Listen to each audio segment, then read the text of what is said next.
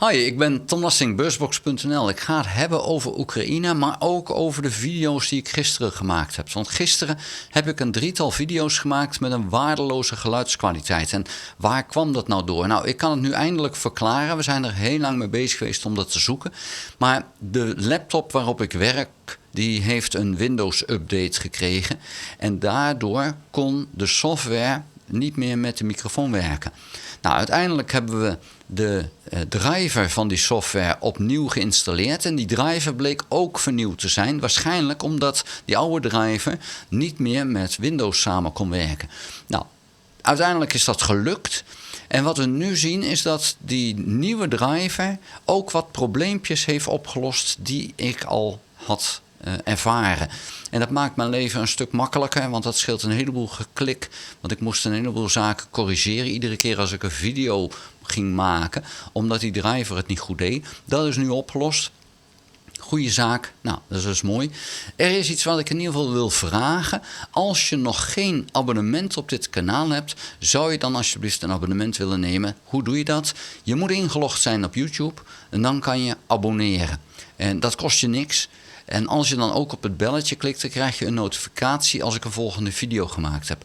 Waarom vraag ik dit? Nou, het is voor mij heel mooi als dat zo is, omdat het algoritme van YouTube dan veel beter werkt. Hoe meer abonnees je hebt, hoe makkelijker je video's gevonden worden.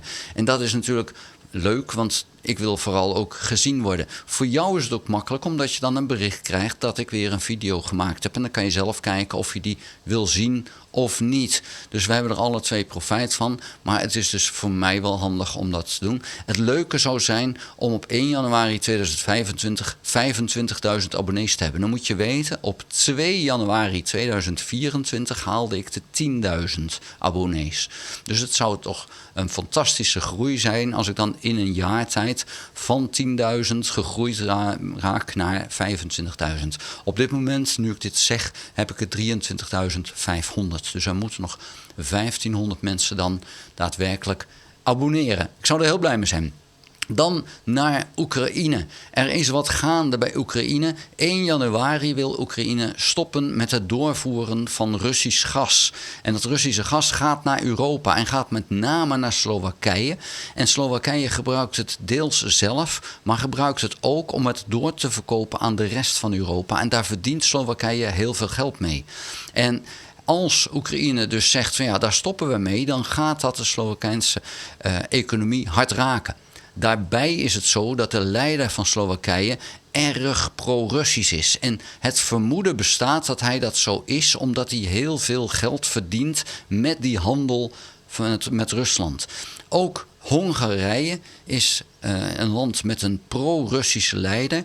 En ook die wordt ervan verdacht heel veel geld te krijgen uit Rusland.